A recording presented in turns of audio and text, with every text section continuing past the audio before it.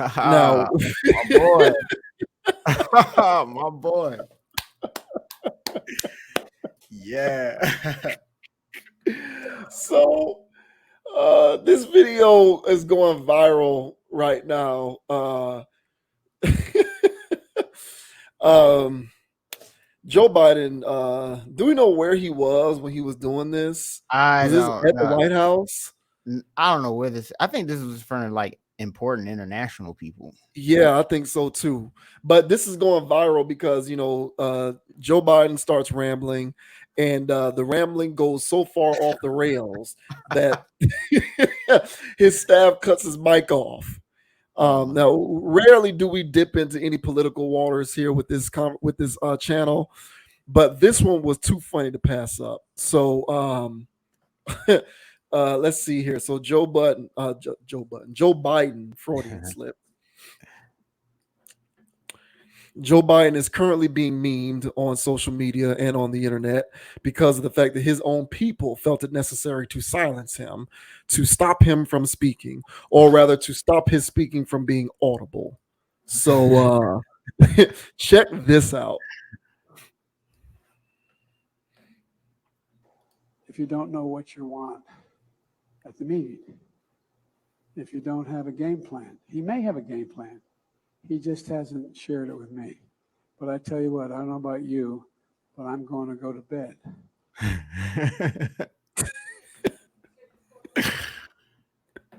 It's crazy. Yeah, we talked about at the conference overall. We talked about stability. We talked about making sure that the third world, the Southern Hemisphere. Thank you, everybody. This ends the conference. Thanks, everyone. Thank you.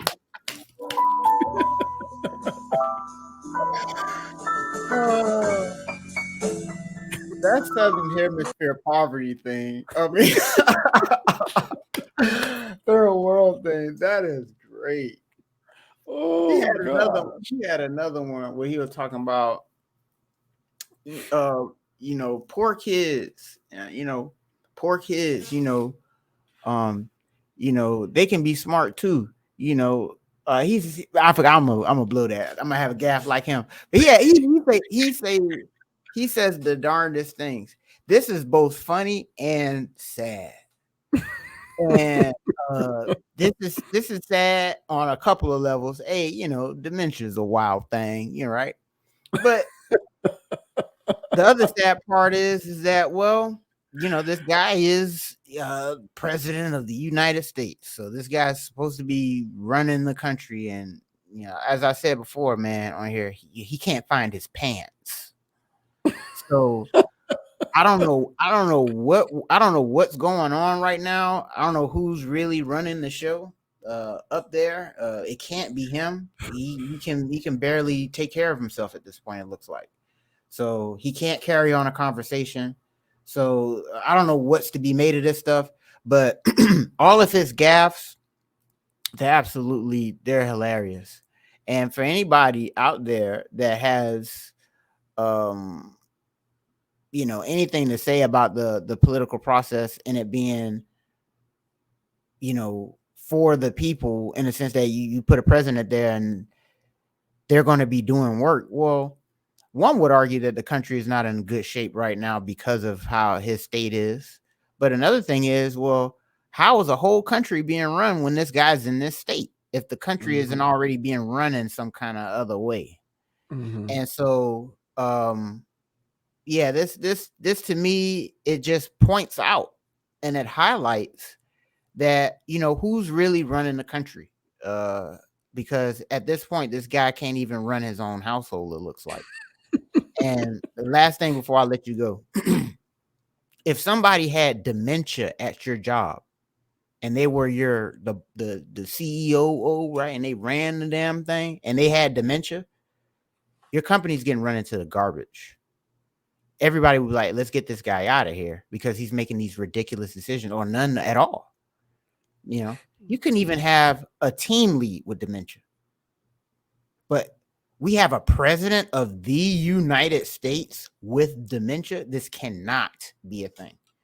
So if this wasn't a open diagnosis for all the doctors and YouTube and Twitter doctors and all that other stuff, I don't know what is.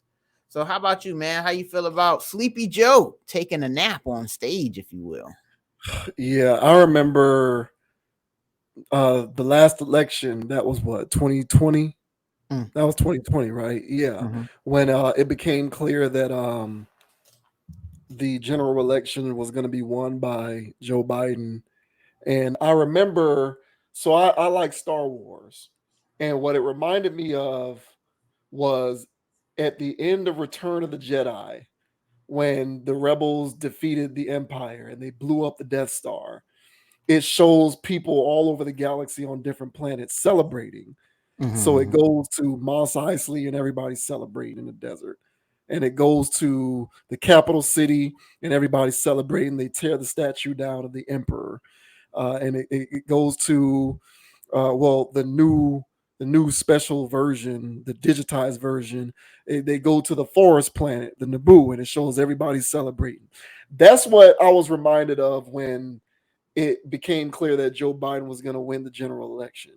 Everybody was out celebrating in the streets because the emperor had been defeated. The mighty empire had been toppled. It reminded me of that final celebration scene from Return of the Jedi. Anybody who's seen Return of the Jedi who watches this video, you know what I'm talking about. And now you fast forward 3 years later, and it's like you got that moment of respite to celebrate, but was it really all that meaningful or impactful?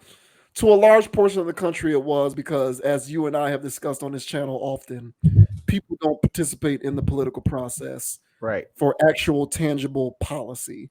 They participate for identity politics.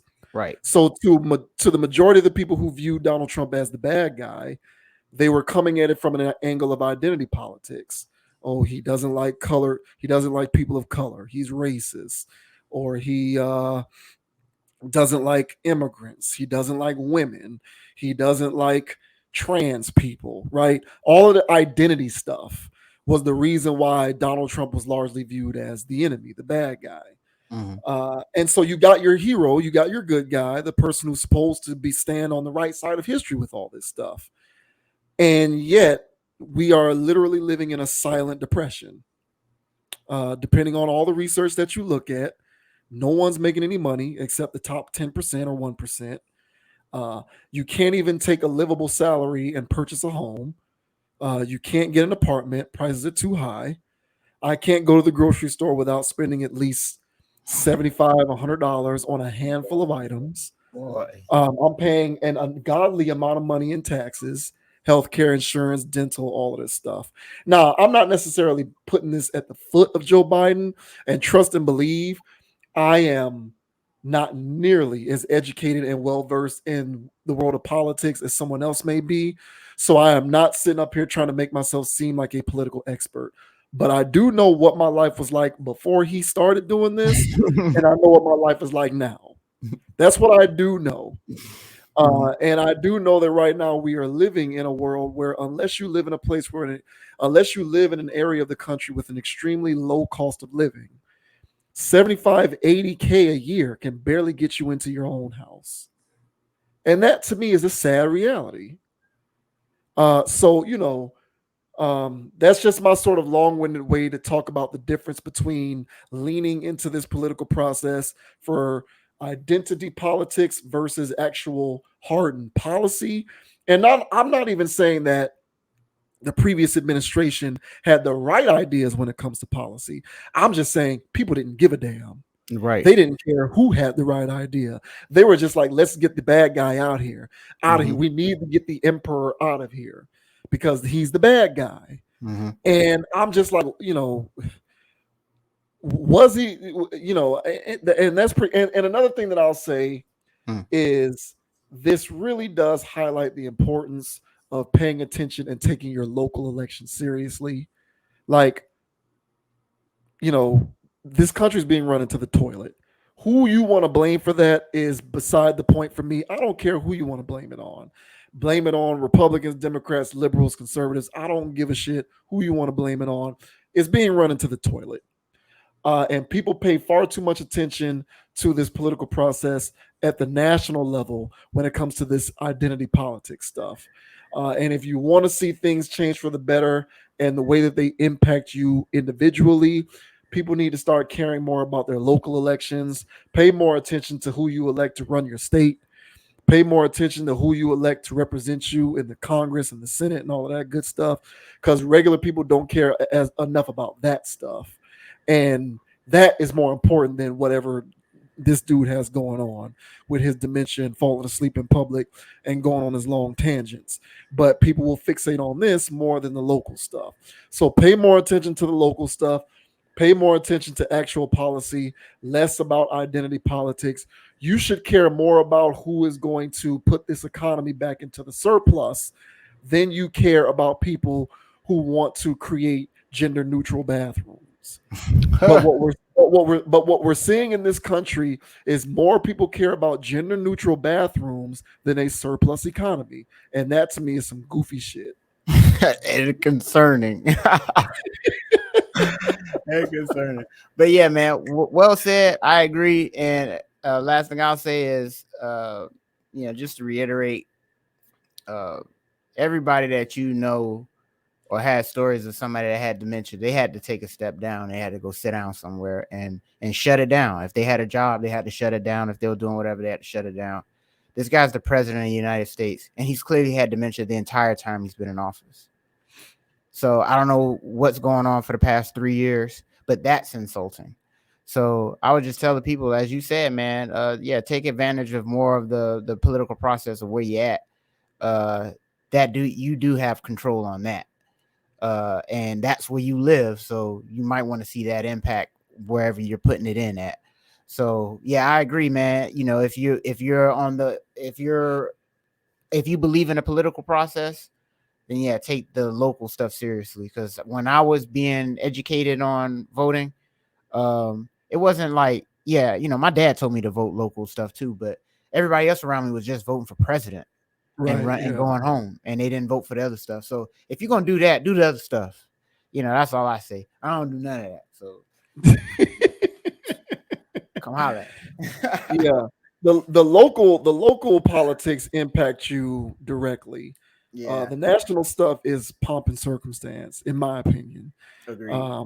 But yeah, either way though, I do find this stuff comical, amusing, but also kind of sad at the same time. Yeah, man. All in And one. you're not going to convince me that a world that exists in which you can't buy a home unless you're a six-figure earner, unless you live in a low cost of living area. So granted, if you live somewhere where the cost of living is low, you can get by on a reasonable salary. But if you live in any urban center, any city in this country, it's outrageous. This economy is out of control. And unless you're combining incomes with another person, we are literally in the midst of an economy which sees you unable to purchase a home unless you're close to six figures a year as an individual earner. And that's what I care about. I'm on the fiscal stuff, economics. All that other stuff is whatever to me. I mean, yeah, I guess it's important, but I can't fight for what's right in the world if I'm poor and too broke to do so. So first and foremost, I'm looking at the economy. Right. And this stuff right now is out of control. It's terrible. So whoever you want to blame for that, I don't know. I guess you can watch your CNBC shows, and somebody in the comments of this video can educate me on who or what is to blame for how jacked up this situation is. But it's being most represented by Sleepy Joe at the moment. And so it takes me back to my central question of, you got what you wanted a few years ago when you got the bad guy out of there. And, how okay are you with that decision now? And that's a decision that every individual is going to have to ask. So wake up, Joe. Yeah. Wake up, it is Joe. what it is. the man's own people turn his damn microphone off. That's crazy. Boy, I'm telling you, that third world Southern Hemisphere stuff. Boy, what are you talking about? It's like, you know what? Cut them off. Yeah. Oh, great. Oh boy, but yeah, that'll do it for tonight's stream, man. Thanks everybody for tuning in. My name is JV Wins. That is Dogon SS. As always, appreciate everybody for supporting this logical content. If you like the commentary in this or any video that you happen to be watching on this channel, go ahead and subscribe to the channel so that you can get the notification whenever new content is published here. Like the video, leave a comment. If you're watching any of these videos on the Facebook page, go ahead and leave a comment and like the video there as well. We certainly appreciate that. You can find me on Instagram at JVWins, JVWINS, and Conscious Approach is also on Instagram at ConApproach, CONAPPROACH. So until the next time, thank you for tuning in. You are most appreciated, and we'll see you on the flip side. Yeah. And the name is Dogon SS. All right, you can find me on Instagram at Dogon_SS and on YouTube at Dogon_SS. Also, Hurricane Dogon on YouTube. Goddamn. And as I say on every part, guys, don't be too high, don't be too low. Keep it calm, keep it chill, keep it player. And don't let anybody get you off your pivot, especially weird interview people that's asking questions in the street, trying to ruin your happy home. Don't let them knock you off, fellas. Stay on your square. So until the next time, guys, we'll catch you and Sleepy Joe on the flip side. Oh boy, that's right, man. Go Dolphins, go Seminoles. Go Seminoles number 4 in the country. Holla at me. Dolphins got the best. Dolphins got the best offense in the NFL. Holla at me. Holla at me. Tyreek Hill MVP. What's up? Yeah, Tyreek Hill was my number 1 pick on my fantasy team. Holla at me. But yeah, we'll see y'all next time, man. Appreciate you for tuning in. Peace. Peace. Skr, skr. Skr, skr. Skr.